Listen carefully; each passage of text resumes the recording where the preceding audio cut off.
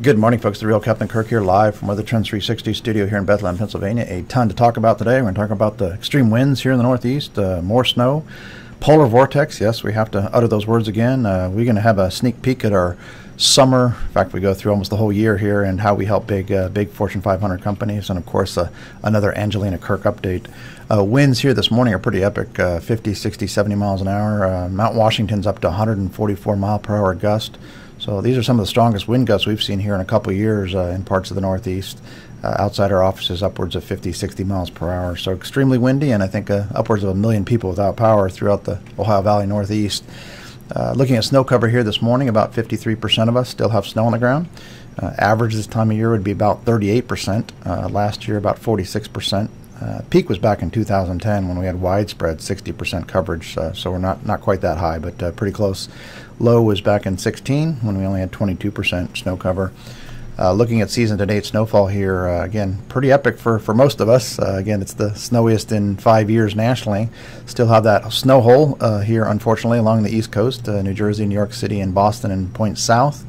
But again, the vast majority of us are doing pretty well here. Seasonal snowfall is about 7.6% above average for the U.S. overall.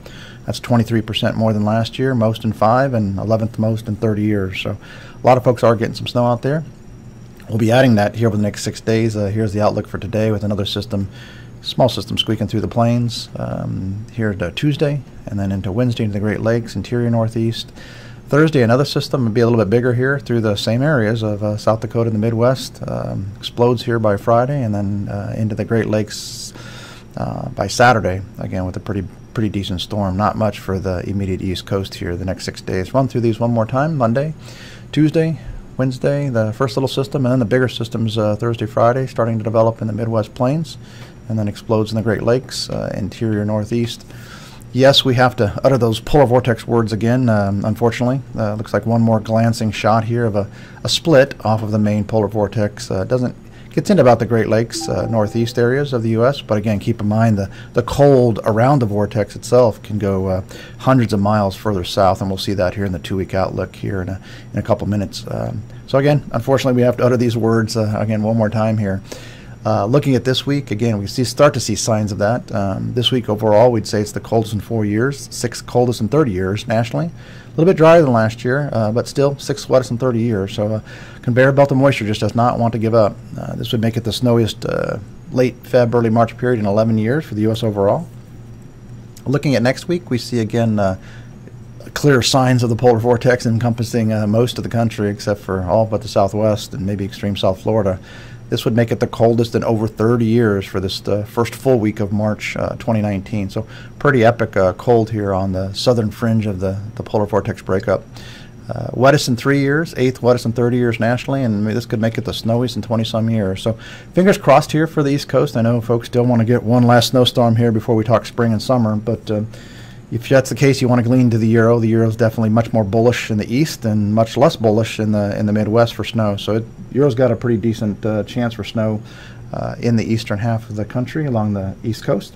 GFS is more interior New England. So let's hope for the euro if you want snow in the New Jersey, New York, Boston corridor.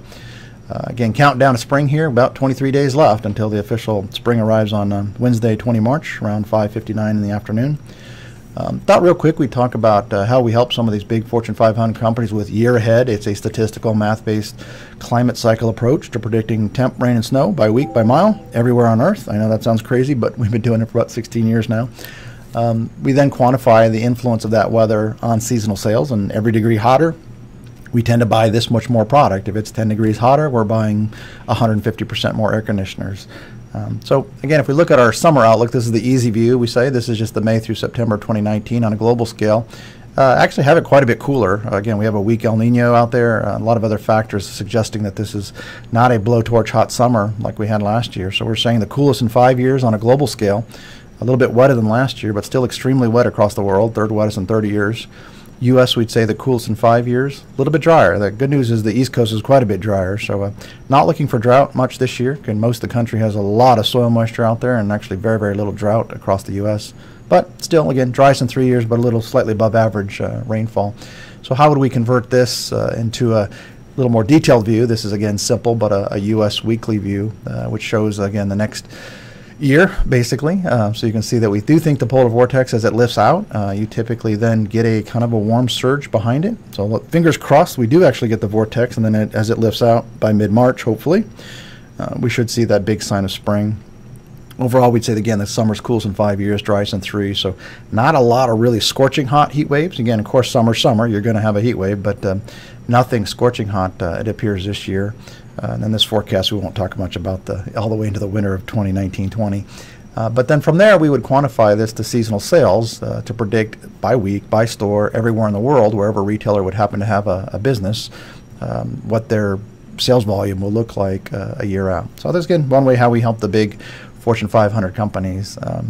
In parting here, I thought we would talk again. Every time I put the daughter in the videos here, we tend to see a huge uptick in viewership. So I'm going to go with it. It's been working lately, so we're going to do a few more photos here.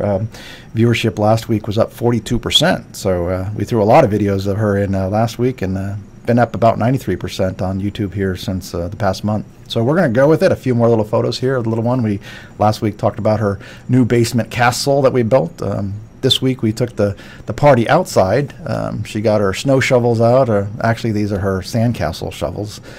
So we obviously not as warm as it was supposed to be this past weekend. We thought we might get up to 60, but obviously that didn't happen. Only got into the 40s. So we took the little one outside. She played in the snow and made her little castles out of snow. So with that, folks, we hope you have a great week. We will be back here this time next week, and have a great week.